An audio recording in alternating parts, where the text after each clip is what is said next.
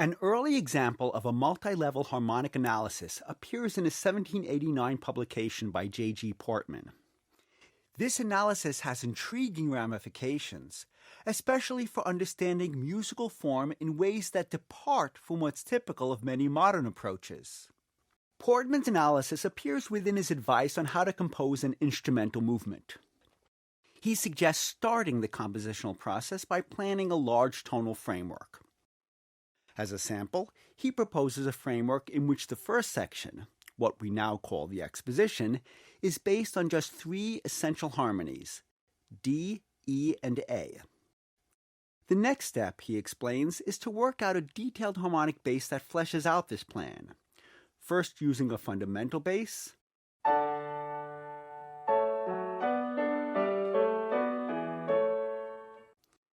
and then with a more fluid bass line with chord inversions.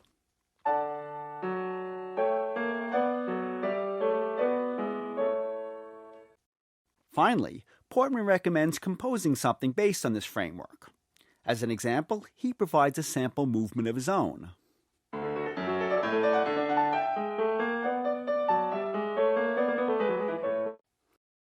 After presenting his composition, Portmann reveals that its layout's based on a Mozart sonata, namely the first movement of Mozart's Kurschel 284. Thus, Portmann's own composition, along with its multi-level harmonic model, can be understood as an analysis of Mozart's.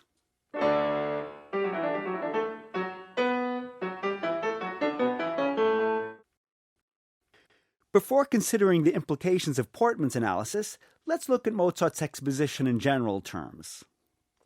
As is normal, this exposition moves from the home key to a cadence in the key of 5, and this large motion is articulated by resting points on the harmonies 1, 5, and 5 of 5.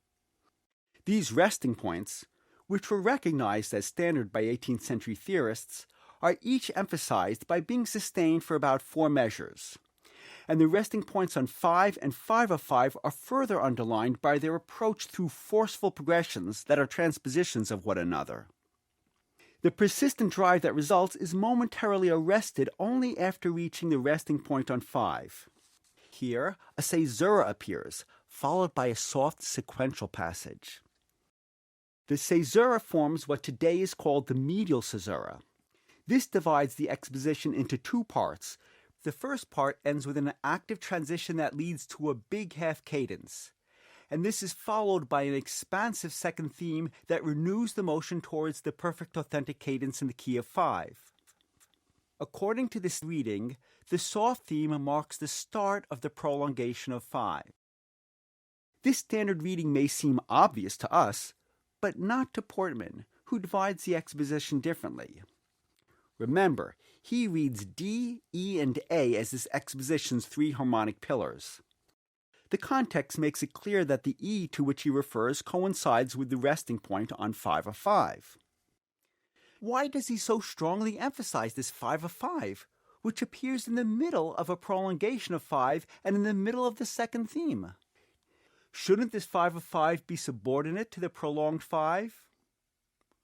Well, taking a hint from Portmann, we might consider an alternate way of dividing this exposition.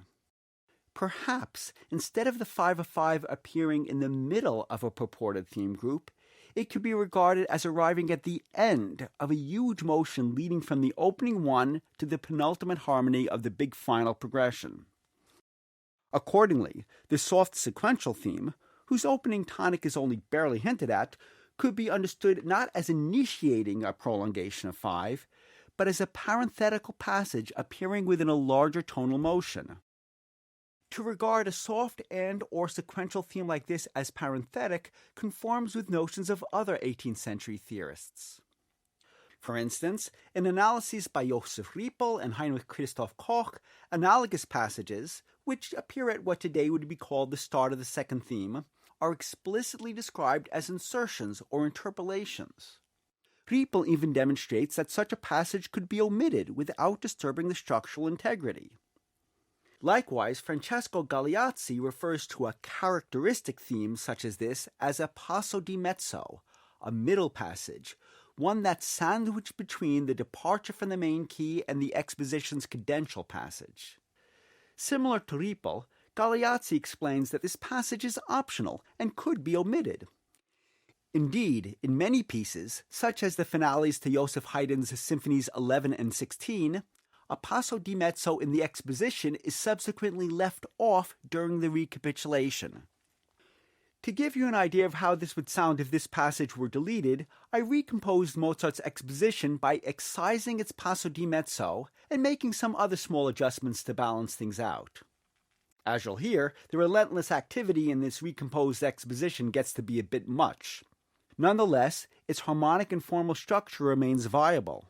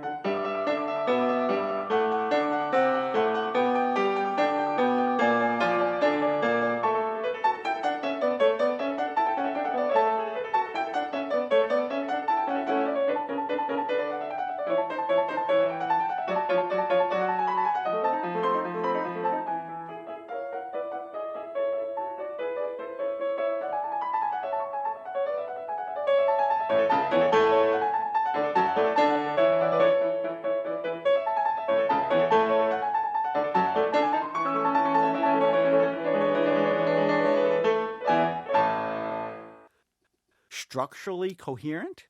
Yeah, but the incessant drive here got tiresome.